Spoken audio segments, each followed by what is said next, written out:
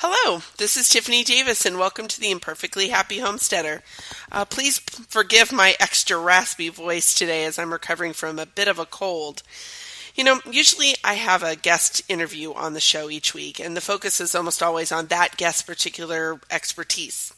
I love to joke that I'm the Oprah of homesteading, but I think that's probably a little more pat on the back than I deserve. I don't know. But today I'm going to share a little bit about what's happening on the Imperfectly Happy Homestead, our little homestead. And I've also been getting a lot of questions about how we build and plan our 4x4 garden boxes, so I'm going to be sharing that with you as well.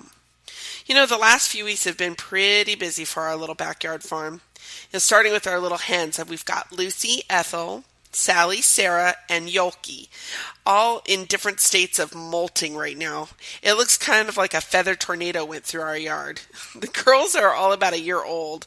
They actually turned a year old in July, so it's the first time we've gone for this full molting, and we've been really going through it. Egg production has really come to a screaming halt, and we've been lucky to get maybe 1 or 2 eggs a day. Thankfully, the same time that this all started, I was reading Lisa Steele's new book, Fresh Eggs Daily. She has some great tips on helping your hens through their molt. In fact, she has an entire chapter on it. And one of the tips I employed was adding apple cider vinegar to their water. And I swear, it seems like apple cider vinegar is the cure-all for so many things. I mean, really, I use it for the chickens, for the rabbits, and for ourselves. It really is sort of a cure-all. And I like the Bragg's brand myself, but it's kind of up to you on what you're going to use on that. I also added in some extra protein for the girls, and they really love that because you're never going to see a happier chicken than when you pour out a bowl full of mealworms for them. I think next time I'm going to try to make Lisa's molt muffins. We'll see how that goes. Thankfully, the girls are about done with molting, and the egg production is kicking up. And now that I have to figure out how I'm going to clean up all the feathers in the yard, I mean, they are really everywhere. Now, in other news, we have 3 new rabbits on the homestead, and now we are the proud owners of 3 American Blue does, Henrietta, Gracie, and Jazzy, and an American Blue buck named George. And yes, I name all the animals. Well, I have some help from my daughters. When we started researching meat rabbits as a small livestock, I was immediately drawn to the American Blues, just right off. I like that they're a heritage breed that originated in the U.S. They've been around since about 1915, I believe. I don't have that date memorized, but I think that's about the right time. And the breed is still considered endangered, and I hope to be a small part of bringing that back. A really small part at this point, but I do want to be a part of it.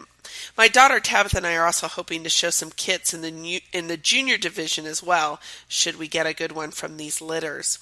Now, this is an addition into her Siamese satin doe, who I call Princess Fuzzy Butt. She doesn't like that very much because Tabitha named her Belle, but honestly, her personality, Princess Fuzzy Butt, is perfect. All 3 American does are now bred, and we should have litters around Thanksgiving time, so I'll keep you posted on that. Now, I'm dreaming about adding a goat into my little homestead, but unfortunately, with the space that we have, it really doesn't look like it's going to be a possibility. I want that goat to have plenty of space, and I don't want to lose any garden space. So they kind of, when I was plotting those out on graph paper, I just couldn't make it jive. And then we've got other issues that we would face with zoning and such. So we're probably not going to be able to pursue that for a little while. I am, however, looking to add in some quail. Now, this is a great bird for backyard farmers. Not only do they have tasty little eggs that are, have all kinds of wonderful attributes to them, but they're also a wonderful little meat bird as well. Now, quail will give you a lot of bang for your buck, so to speak. They start laying eggs from about 6 to 8 weeks of age, and they're ready for butcher, if you want them as a meat bird, around that same time. Now, if you've raised chickens, you know how amazing that time frame is. Now, quail eggs have about a 3 to 4 ratio to 1 chicken egg, and they're about 80% yolk. So cooking with them may take a little bit of experimenting, but I believe it's worth it. The eggs are super nutritious, and they have all sorts of medicinal purposes attached to them. So it's worth a little research if you're interested in it. You will, however, have to invest in a incubator if you intend to raise them as a meat bird. They will not sit on their own eggs. There's a lot of information out there, but basically in captivity, they will never sit on their own eggs. So you definitely will need an incubator if you decide that's something you're interested in. Now, moving over a couple of feet to the garden, I've got 4x4 boxes planted right now. And I've got a few 5-gallon buckets and pots planted on the porch. I also have a large Rubbermaid tub filled with garlic and lettuce. Now, actually, thanks to my friend Donna, started adding garlic all over my boxes and planters, and this has been great for helping to keep some of those nasty pests away from the things that I want to eat. Now, I'm really excited about how much I've actually got planted out there. Box 1 has rainbow Swiss chard. We've got bunching onions, carrots, kale, Brussels sprouts, and radishes planted. We actually got to harvest a few radishes over the weekend, and they are really delicious. I planted a purple plum variety from Baker's Rare Seeds. It's beautiful, and it's a lot sweeter. Well, a little sweeter than the store-bought variety that I'm not particularly fond of. Now in box 2, I've got cauliflower, Brussels sprouts, broccoli, carrots, and a little bit of lettuce. And garlic. I did have a lemon squash in there, but it didn't make it. And I'm going to tell you, I'm pretty sure that I'm the only gardener that cannot grow squash. They die every time I plant them. But, that's how it goes, right? I think everyone grows squash, and I see all these wonderful pictures out there of squash, and I have nothing to show but dead squash. Actually, just dead plants. Box 3, I've got more onions, lots of spinach. I've got bok choy growing, radishes, and carrots. And then last weekend, I planted box number 4. Now this time, I got to use my brand new handy dandy garden stamp. And, drum roll please, I didn't use any separators on my squares. Don't tell Mel. So it's a unlined, unseparated box. So my goal long term is to have 8 boxes built and planted before Christmas. So I'm halfway there. Now, let's move on to those questions about my boxes. I need to tell you that I'm not an expert. This is what's worked for us, and you're going to need to read up and experiment for your particular area and what's going to work in your backyard or on your acres if that's what you decide to do. But let's go with question number 1. What materials do you use to build your boxes? This is a great question. And I should start with this statement. I'm cheap. All right, let's go with frugal. But you're going to get a lot of different opinions on the materials that you're going to want to use. But this is what's working for us and what's affordable for us. My husband and I usually get an 8x6 untreated pine at Home Depot. Now, this isn't going to last forever, but for the price, that's okay. And I want it untreated because I don't want anything leaching into the soil and into the vegetables that we're eating. Now, we have those cut into 2 4-foot sections, and then my husband uses wood screws to attach the boards together, making the 4x4 box. It's really not that complicated. You could use just a simple hammer and nails if that's what you have available. He has a drill, so we use the screws and it works wonderfully. But use what you have. I don't think you need to go out and invest in a drill for your first box. Now, once that's completed, I like to lay weed cloth under the box and I trim around it. Now, I leave a little over the boards so that I don't lose it all when I fill the box up because it's going to kind of shrink in with the filling. And I want to prevent as much weeds as possible.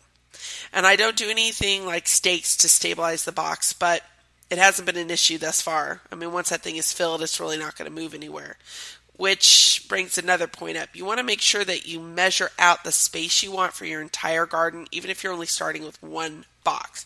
Even if you're only putting 1 box out there, you want to make sure you have it in place properly to allow for future boxes. Now, I like to have about 2 to 3 feet between my boxes, though I know some people do use less space. I just want to make sure I have enough room to sit down and work and use my tools, and so I'm going to give myself as much space as I can with my plan. So look and see how much space you want to give yourself and actually look at it. not just on paper, but actually measuring it out in front of you so you can see how wide that is. Question number 2. What do you fill your boxes up with? Now that you're ready to fill those boxes, I'm going to make another statement. I am not a perfectionist. Now, that might be obvious with the name of my show and my blog being Imperfectly Happy. But let's just say in the first box, I wanted to make sure that I got everything right. So I used 8 bags of the Square Foot Gardening soil that's pre-mixed, and you can buy that at Home Depot. It's great stuff. I don't have one complaint except for the price. Our budget really isn't going to allow us to do that for every single box. Now on the second box, we tried to go really cheap, and we bought a soil mix from our local quarry. Not so great. It actually is pretty terrible. The stuff turned into a thick mud, and absolutely nothing would grow in it. So I got to spend an afternoon digging out that box. And can I just say that filling a box is nothing compared to emptying it? Avoid emptying at all cost. Well, now I have this massive pile of unused soil mix on the tarp behind the boxes, but moving on. Finally, we're at a point now where the compost that I've been cooking is ready to use. So boxes 2, 3, and 4 went a little more like this. 2 inches of that less than stellar soil mix from the quarry. I put that at the bottom of the box. This is followed by about 2 inches or so of the homemade compost, and then 2 inches of Mel's Mix soil or whatever organic potting soil I found at the nursery on sale. I'm just being honest. So this is working smashingly, and I didn't have to waste the money that I spent on the quarry soil completely because I was able to use it to take up that first couple of inches at the bottom. Now I'm also adding in a bit of Dr. Earth's organic fertilizer in that top 2 inches. I just sort of mix that into the soil, and that gets the soil prepared for the planting. Now after that bed is filled, I like to water it for a couple of days before I actually put anything in there. I know it sounds a little strange, but I want to make sure that all those little microorganisms are going to be alive and active in the soil. Again, this is a tip from my mentor Donna, who's a nursing student, so she knows a little bit about microorganisms. If you plan to have a square foot gardening, you're also going to need something to separate each square. Now, I've been using white laundry line.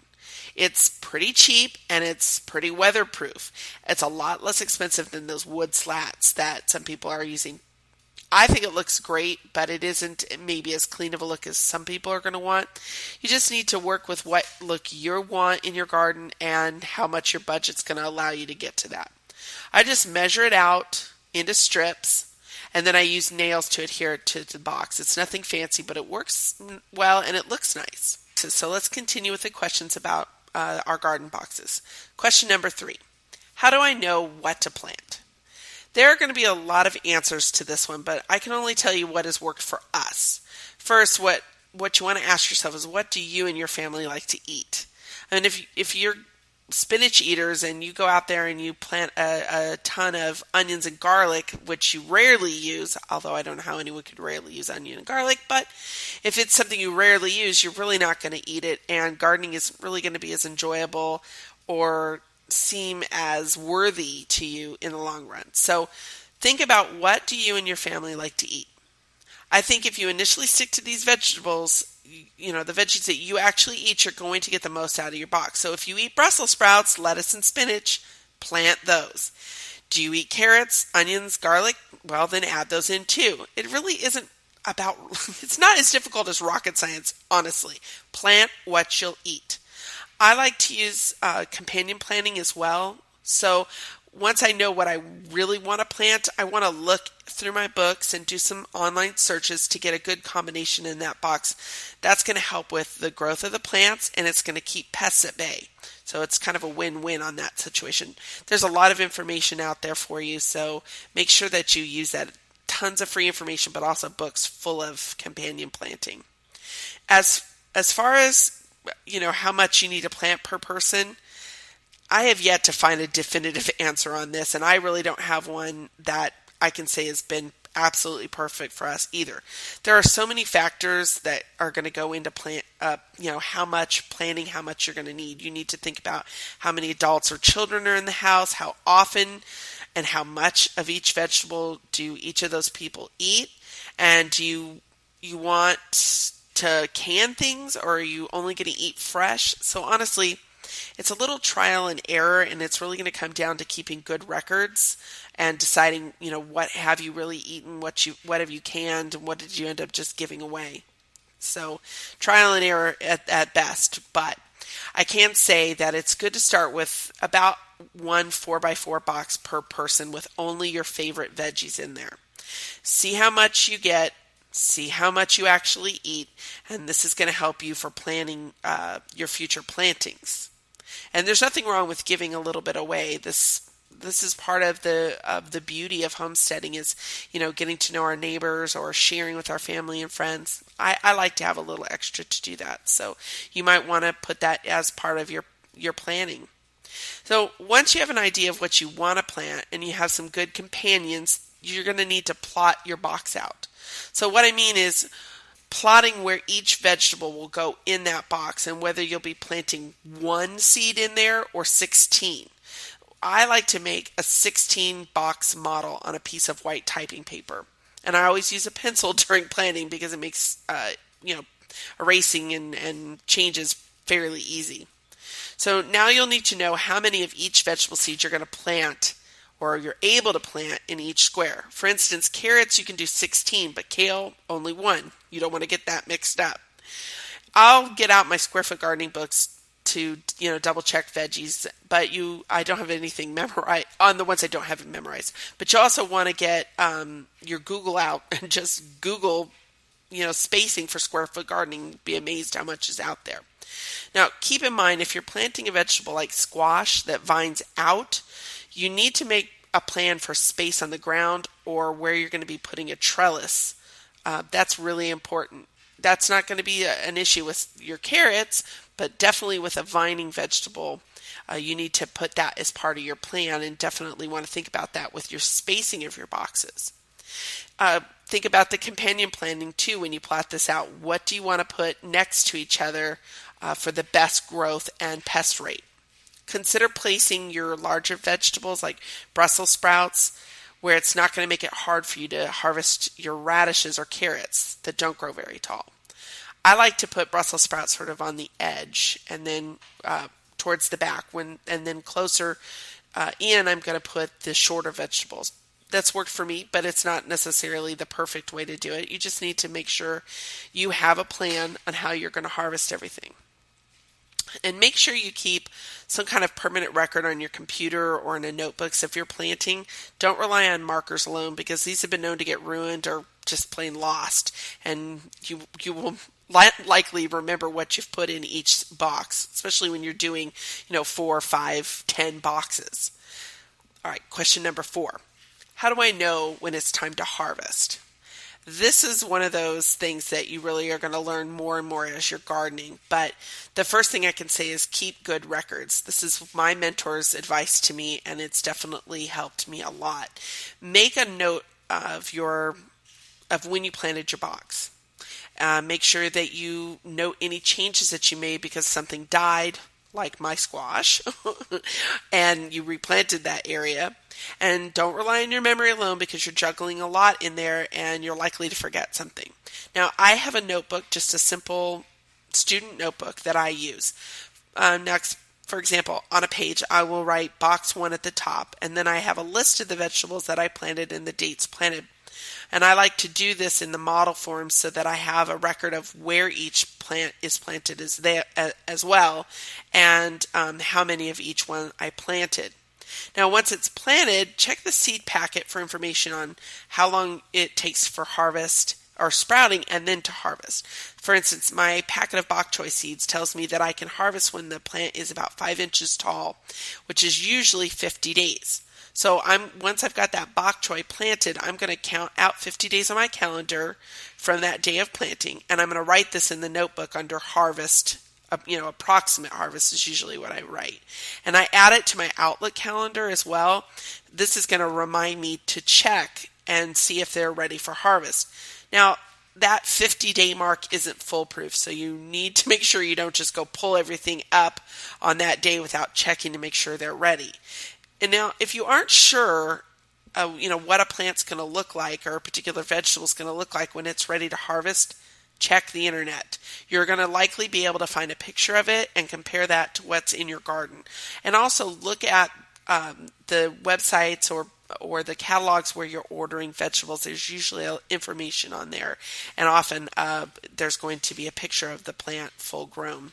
So that'll help you to know when to harvest. Now, remember that a box full of vegetables won't necessarily be ready to harvest at once unless you're doing an entire box of one vegetable. But even then, sometimes growth rate can be a little bit different. Radishes are super fast. They're going to be grown and ready to harvest in about 45 days. Brussels sprouts, not so much. That's a long time investment in that vegetable. And once you harvest a particular square, you can either replant that square that you've harvested. You might want to add a little extra fertilizer in there and, give it the right care that it needs. Or you can choose to allow that square to rest until the entire box has been harvested and emptied. Now, I've done both, and I prefer to replant it because Phoenix has a short growing season. But that's really going to be up to you and your goals for your area, your family, and your garden. Well, let's go on to question number 5. How do I keep animals and birds out of my box? I have 3 dogs, and when I first started planting, they were running through my boxes, and they still do that before I actually get them planted. They love to run and get themselves all muddied. It's not my favorite thing, but it happens. But I've also noticed that neighborhood cats particularly like an open-aired box. So I will never have one of those anymore because I don't want to dig up cat feces when I'm gardening. And I just don't want it near my vegetables because it's gross. So if you've got dogs and cats and chickens, etc. in your backyard, whether they're yours or not, you need to protect your work and your investment. Now, my husband started making a small fence out of furring strips and the green garden plastic fencing. I've made tops out of the same green fencing with PVC pipe, but you can also just lay some extra fencing on the top. Now, I don't permanently adhere the fence to the box because you need access to it. I just basically rest it on top. And I'll put a link on the directions in the show notes that'll show you pictures of this fence and how my husband made them for further directions.